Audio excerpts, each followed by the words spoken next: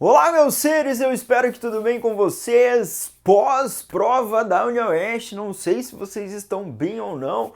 Que prova, meu povo! Eu espero que vocês estejam bem. Vamos fazer a correção. Qualquer coisa você deixa aí nos comentários o que você achou da prova. Eu achei ela de média a difícil.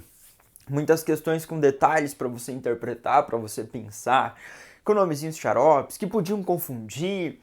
Eu espero que vocês tenham ido bem, obviamente.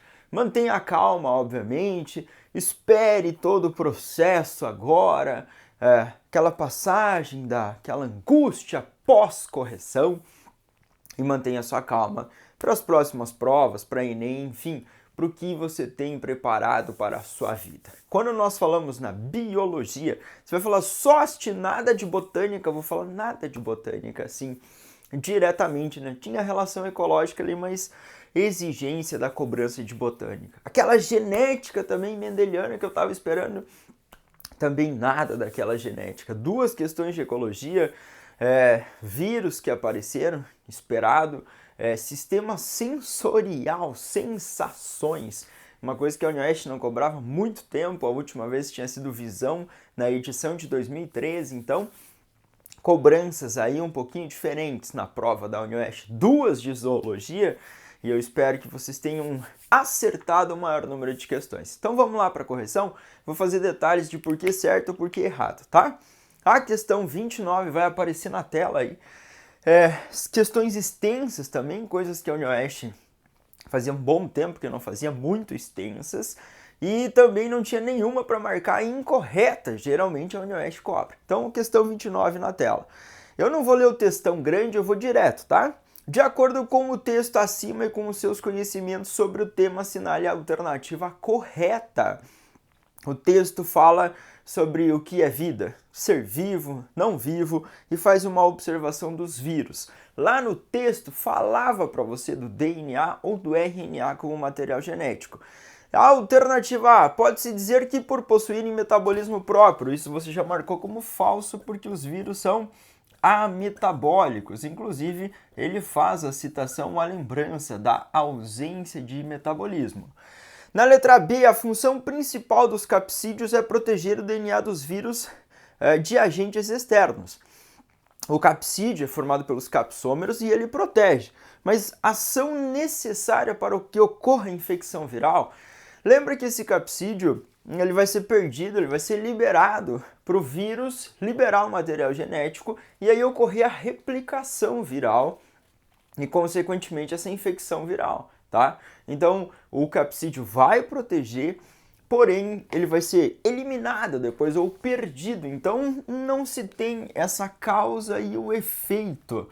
Por isso, tá? Ele vai ser perdido depois para replicação. Esse perdido é tipo assim, ele vai ser eliminado pela célula hospedeira. Muitas vezes o capsídeo ele nem é absorvido lá na entrada do vírus. Lembra que o bacteriófago perfura a bactéria e injeta o material genético lá? Então, ele não é nessa condição com uma essencialidade para a replicação viral. C. Pode-se considerar que os vírus são organismos acelulares, sendo constituídos basicamente por proteínas e ácido nucleico. As proteínas que compõem o capsídeo, os capsômeros, ou as unidades diferentes, e o ácido nucleico, DNA ou RNA. Então, essa alternativa estaria coerente. As glicoproteínas existentes nos vírus possuem a função de reprodução viral. Essa glicoproteína, ela pode formar aquela estrutura em forma de espícula, como se fosse o espinhozinho, né, do coronavírus, e isso serve para reconhecimento celular, para reconhecer a célula hospedeira. Então, você vai ter o reconhecimento e depois a entrada do vírus. Então, seria reconhecimento e entrada, e a replicação vai ocorrer posteriormente. Então, equivocado. Os vírus são organismos que possuem apenas alguns tipos de organelas responsáveis pela síntese proteica?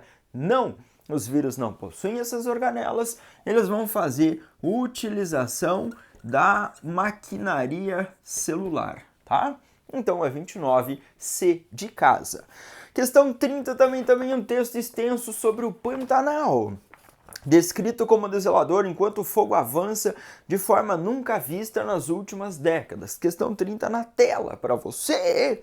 Em relação às queimadas do domínio Pantanal e com base no texto informativo, assinale a alternativa correta. Uma das consequências possíveis do desmatamento do Pantanal é a extinção de espécies animais e vegetais, o que reduz a biodiversidade.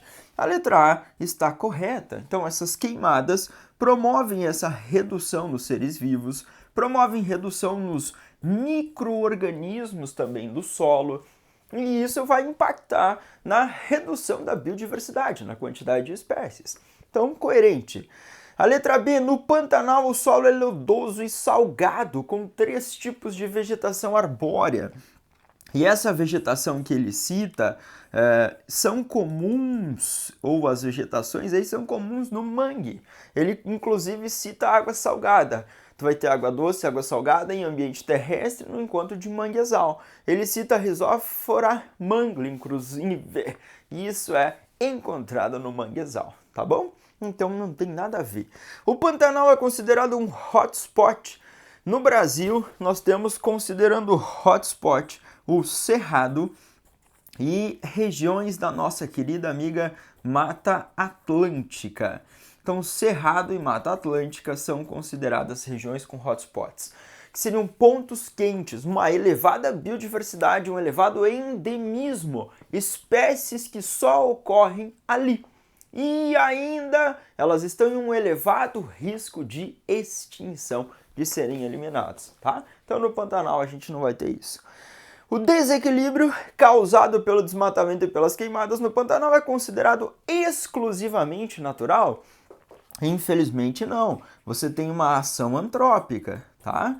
Você tem ação antrópica, ou seja, uma ação humana em relação ao desmatamento, a produção de pastagens, o avanço da agricultura. Então, isso seria ação antrópica.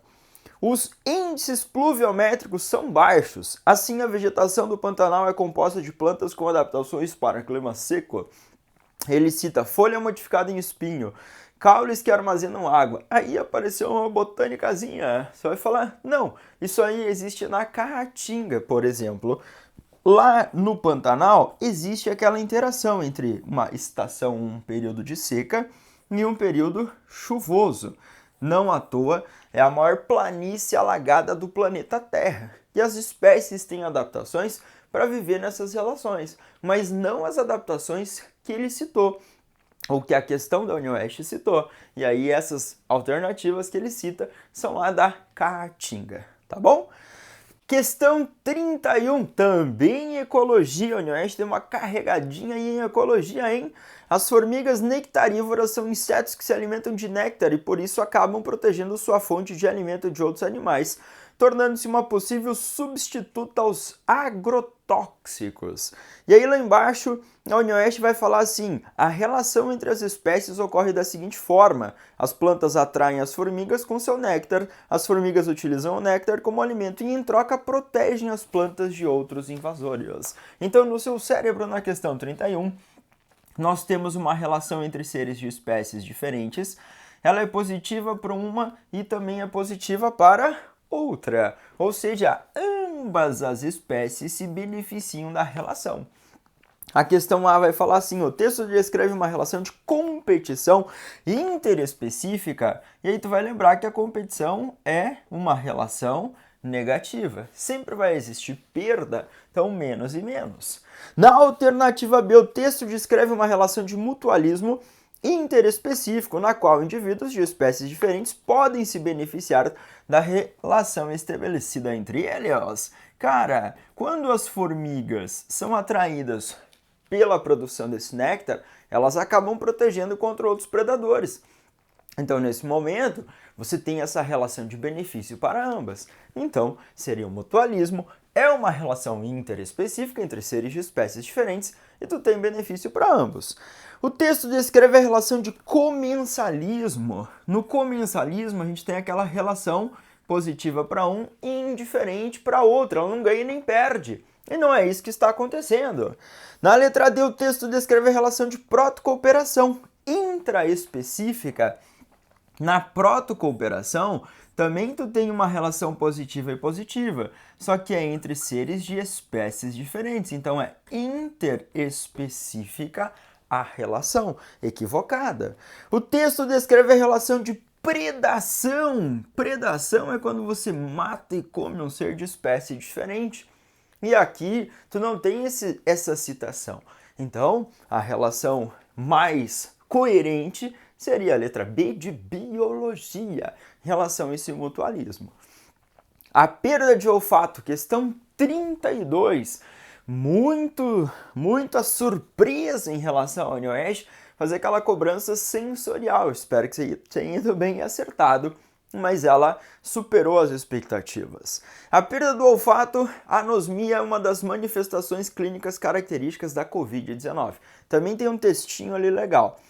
Vou lá para baixo. Paladar, olfato, visão, tato, audição e equilíbrio são modalidades de sensações, cujos receptores têm características específicas. Qual é a afirmação correta sobre seus receptores? O paladar é um sentido cujas células sensoriais são quimiorreceptoras localizadas em papilas gustatórias distribuídas apenas na língua. As papilas gustatórias são encontradas na língua.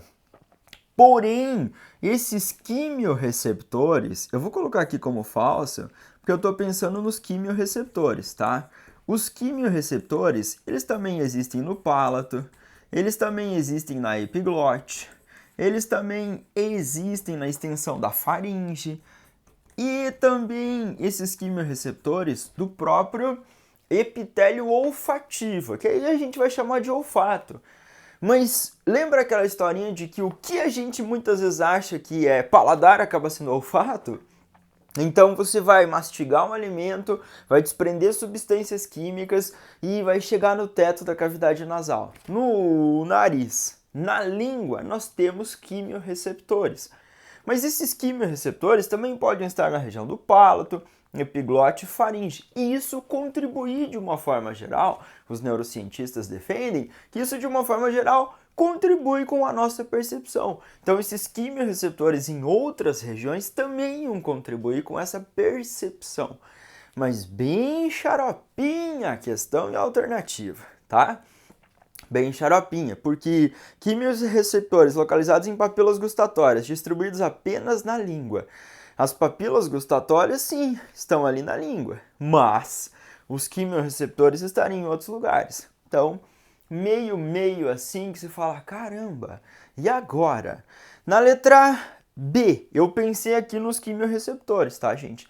Por isso que eu coloquei que ele pode estar em outro lugar e interferir na percepção do que a gente vai chamar de paladar, tá bom? Na letra B, o epitélio olfatório possui barorreceptores com cílios que interagem com moléculas. Também são quimiorreceptores. Esses barorreceptores, a gente pode encontrar os baroreceptores na, por exemplo, aorta, na carótida, que são artérias. E eles estão responsáveis ali por perceber a força que o sangue faz na parede da artéria. E aí eles fazem uma captação de informação sobre pressão arterial. Tudo bem? Então essa pressão é uma pressão que o sangue faz na parede das artérias. E aí envia-se informações por nervos até a região lá do centro cardiovascular no bulbo, para a gente ter ajustes na frequência cardíaca e também ajuste na pressão arterial.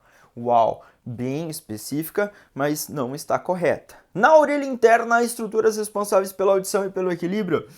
Perfeito? A cóclea é responsável pela percepção da audição. E canais chamados de semicirculares, sáculo, utrículo, são regiões importantes que têm aqueles otólitos, os cristalzinhos que balançam e estão associados à percepção do equilíbrio, gente. Então a nossa orelha, dividida em externa, média e interna, na interna, cóclea, canais semicirculares, sáculo, utrículo, percepção de audição e equilíbrio. tá? D, a corioide é a parte do bulbo do olho na qual os fotorreceptores côneos e bastonetes estão localizados. Eles estão localizados numa região chamada de retina. Côneos e bastonetes na retina. A corioide ou coroide fica abaixo da esclera, entre a esclera e a retina. Ela é vascularizada, ela vai dar origem à região anterior à íris, a parte colorida do nosso olhinho. Mas cone e bastonete na retina. O tato pode ser percebido em toda a superfície corporal devido a baroreceptores, tais como corpúsculos de Meissner, capazes de sofrerem deformações quando a pressão é aplicada sobre a pele. Isso está equivocado. A gente vai pensar em mecanorreceptores, tá? O baroreceptor é para pressão. Os mecanorreceptores de Merkel, os corpúsculos de Merkel, de Pacini, eles são responsáveis pela essa percepção de pressão, de toque, de contato. Então, de Pacini, de Merkel. Os de Meissner são associados a uma percepção de textura, um toque mais refinado para eu perceber que isso é papel e isso é a superfície da minha louça, tá? Então, isso está equivocado. Esses corpúsculos de Meissner estão associados a uma percepção mais de textura. Merkel, Pacini recebem essa pressão de toque, de alguém pisar, de eu apertar o dedo na gaveta da prateleira. Aí, mecanorreceptores, equivocada a questão, tá, gente? A letra A que é um pouquinho bagunçada em relação à interpretação, de eu pensar no quimiorreceptor ou na papila, tá bom? E a letra C foi o que a UniOeste considerou e o que está coerente por causa dessa interpretação, tá bom? Eu espero estar ajudando você. Questão 33 e 34, a UniOeste deu uma carregadinha em zoologia, considerando os vertebrados e os aspectos relacionados à fisiologia e à morfologia desses grupos, é correto afirmar. Letra A. Em vertebrados, o sistema digestório é do tipo completo, composto por boca, faringe, estômago e intestino. A porção do final do intestino das aves termina na cloaca, estrutura comum aos sistemas digestório, excretor e genital, enquanto que répteis e mamíferos termina no ânus. Então a questão subiu aí para você. Letra A está equivocada, porque você também tem cloaca nos répteis, tem mamíferos, também lá os monotremados, como o ornitorrinco, a equidna ou equidna monotremados, que também possuem cloaca. Peixe cartilaginoso também possui cloaca, anfíbio, réptil, ave e inclusive mamífero. Na B, o coração dos peixes e de anfíbios é caracterizado por apresentar dois átrios completamente separados e um ventrículo não dividido. Falso. Nos peixes, um átrio, um ventrículo. Peixe, um átrio, um ventrículo. Anfíbio, dois átrios, um ventrículo. Então, cuidadinho, né? Invertebrados, eles apareceram. Na letra C, ainda ele continua, né? Desculpa. Nesses animais, o átrio esquerdo recebe sangue oxigenado da circulação pulmonar e o direito sangue venoso da circulação sistêmica. Nos anfíbios, isso acontece no coração tricavitário, mas já errou lá no comecinho, tá? Fígado e pâncreas e vesículas biliar são glândulas anexas ao sistema digestório, encontrado exclusivamente, isso é comum na vida dos vertebrados, tá, gente? Desde peixes, anfíbios, répteis, aí eu tô falando em vertebrados gnatostomados ainda, mas sim, nós encontramos isso em outros animais, não é exclusivo de aves e mamíferos. Em aves, a fecundação é interna, o desenvolvimento embrionário na forma de um ovo terrestre. Para garantir o desenvolvimento, os ovos apresentam grande quantidade de vitelos, são telolécitos ou telolécito, esse termo aqui existe. E ainda, ovos com embrião, córion, alantoide, âmnion, saco vitelínico, importante para a conquista do ambiente terrestre, aquele ovo amniótico ou cleidóico, por ser fechado, uma combuca, mas o ovo amniótico, que é o termo adequado. Então, beleza, a D tá certinha. Anfíbios são os únicos vertebrados nos quais o desenvolvimento é do tipo indireto, apresentando estágio larval aqui dá uma pegada. Por quê? Porque lá em peixes ósseos, alguns apresentam uma fase que nós chamamos de alevinos. E os autores vão considerar isso uma fase larval. Então, no peixe ósseo, em algumas espécies, a gente encontra essa estrutura. E aí a gente vai ficar com a letra D. Mas também uma especificidade aí. E quando a UniOeste fala os únicos, apenas, exclusivamente, sempre cuidado, tá bom?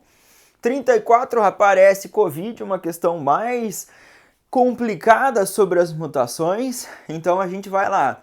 É uma doença causada por um vírus pertencente ao gênero beta-coronavírus SARS-CoV-2 ou SARS-CoV-2. Entender a dinâmica das mutações é fundamental para a compreensão de sua infecciosidade, virulência, patogenicidade, tratamento e desenvolvimento de uma vacina. Mutação não é um processo exclusivo dos vírus. Então ele vai falar sobre mutação como está aí na questão.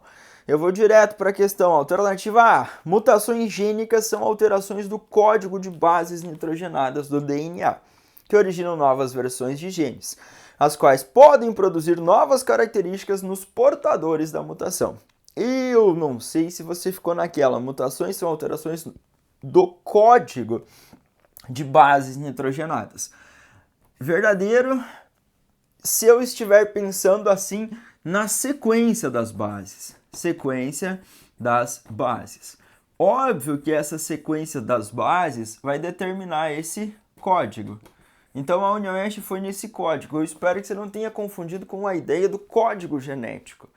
O código genético é universal. Então a sequência das bases, mudando, muda a sequência de códons, e aí essa sequência pode promover uma mudança em aminoácidos que podem promover uma mudança nas proteínas. Então esse pode, tá? Agora, olha a letra B. A característica relacionada ao alelo mutante sempre confere vantagens? Não. Isso aqui não é sempre, não é uma obrigatoriedade. Existem características biológicas que são determinadas por alelos recessivos e nem sempre o alelo dominante vai promover, ou o alelo mutante, desculpa, vai promover uma novidade ou algo que seja vantajoso. Então o alelo mutante pode gerar condições desvantajosas, lembra, né? C. Mutações gênicas não ocorrem espontaneamente e ocorrem pela dinâmica das moléculas. Então, elas ocorrem espontaneamente, uma dinâmica da atividade celular, da divisão lá no interior das células, ou no interior do metabolismo, de uma maneira geral, para fazer cópias desse material genético. Então, migué, porque ocorre. Por alterar as sequências de bases nitrogenadas no DNA, as mutações acarretam alterações nas proteínas codificadas, o que, consequentemente, altera a estrutura e função das mesmas. Então, uma galera também ficou confusa com essa. Você falou, Socha, ela falou em alterar a sequência de base do DNA. Perfeito. Acarretam alteração nas proteínas? Aí que tal uma discussão nossa. Por que, Socha? Porque você tem mutação chamada de silenciosa. Nessa mutação silenciosa, teoricamente, você tem a troca das letrinhas, mudou a sequência, orienta o mesmo aminoácido e não vai mudar a estrutura da proteína. Então você teve uma mutação, uma alteração nessa sequência das letrinhas, mas ela não promoveu uma alteração em tipo de aminoácido posicionado, porque o código genético é redundante ou degenerado. Tá? Então seria essa a versão em relação a considerar a alternativa A correta e a D não. Você falou, Socha, mas eu considerei que não mudava o código genético. É que a UniOeste não escreve o código genético, ela escreve o código, e aí a gente talvez tenha que pensar nessa sequência de bases como se ela quisesse falar nesse código para orientação lá na formação da proteína. Tá bom? Pesada. Nos seres humanos, a taxa de mutação é extremamente baixa e pouco contribui com a variabilidade. Isso é falso. Tudo depende do tipo de gene que eu estou analisando. Existem alguns que podem ter frequência alta mas não promoverem um comprometimento. E as mutações geram novos alelos, aquelas formas mutantes do gene. E isso contribui com variabilidade. Então, é migué o que a alternativa E nos propõe, tá, gente? Mas essa pesadinha, questão pesadinha, médio difícil as de zoologia, médio difícil a de mutação e a de sensorial, ecologia fácil, do vírus média, ou média, fácil, média. Se fala eu confundi entre essa alternativa aqui, sócio, e a do capsídeo, então uma prova meio assim truncada, para você ter que ter cuidado para não cair em tentação. A questão número 35 na tela para você, fala para nós. Escorpião do gênero Ananteris realizam autotomia, um mecanismo de mutilação que ocorre quando são apanhados pela cauda, estão presentes e estão prestes a serem devorados. Na estratégia radical, o animal perde parte do abdômen. Após o processo, os animais têm diminuição da expectativa de vida e de sucesso reprodutivo. A autotomia não ocorre apenas em escorpiões. Também é comum em insetos, aranhas, lagartos, caranguejos, estrela do mar, polvos e minhocas. Beleza, você ia ter que recorrer ao texto. A partir da leitura do enunciado, assinale a alternativa correta. A autotomia ocorre somente em anelídeos e artrópodos. Se você colocar lá nos animais que ele citou, você tem molusco também, olha lá, ele citou polvo, beleza. E aí você tem estrela do mar lá, que ele citou equinodermos. Então você tem aí equinodermo, você tem molusco, além de anelídeo, artrópodo, você tem lagarto lá, que seriam répteis, que estariam lá no filo dos cordados. Então, não é apenas, riscou ou somente. Escorpiões estão no grupo dos crustáceos. Falso! Eles estão no subfilo dos quelicerados, no grande grupo ou na classe dos aracnídeos. Escorpiões são exemplos de quilópodes. Falso, porque eles são aracnídeos. E possuem cabeça, tórax e abdômen. Cefalotórax mais a região do abdômen. Então, esse está equivocado. Escorpiões são insetos com aguilhão caudal. Não caiu em tentação, né? É aracnídeo. Inseto, daí tem cabeça, tórax, abdômen, 6 perninhas, um parzinho de antenas. Aqui não tem antena, 4 pares de perna, ou seja, 8 perninhas. Então, equivocado. Escorpiões são artrópodes quelicerados. Perfeito! Quelícera, é estrutura para triturar o alimento. No caso dos escorpiões, o aguilhão, lá na região do pós-abdômen, funciona como um ferrãozinho para perfurar, inocular essa peçonha. Mas os aracnídeos são considerados quelicerados, ou seja, que possuem quelíceras. Os outros artrópodes têm mandíbula. Gente, minha visão geral da prova de Bio da UniOeste, pesada, assim, de média para difícil, como eu falei, considero essa aqui média, as de ecologia fácil, aqui difícil, de mutação difícil, média, aí depende de como está o seu conhecimento em zoologia, mas de média para difícil, então bem exigente, não se culpe muito. Eu espero que vocês tenham brilhado. Deixe aí nos comentários, se você quiser, óbvio, quantos você acertou para eu ter uma noção. O que mais te incomodou? O que mais te deixou aflito na prova da UniOeste, tá bom? Eu espero estar contribuindo, acompanhe as próximas aulas. Vamos iniciar pensando no Enem 2021. Obrigado pela participação. Se você gostou, deixe seu like. Se você não é inscrito, se inscreva e ative as notificações para eu contribuir com o seu aprendizado. Um abraço, bom estudo a todos. Soquinho como cumprimento 2020-2021. Tchau, tchau!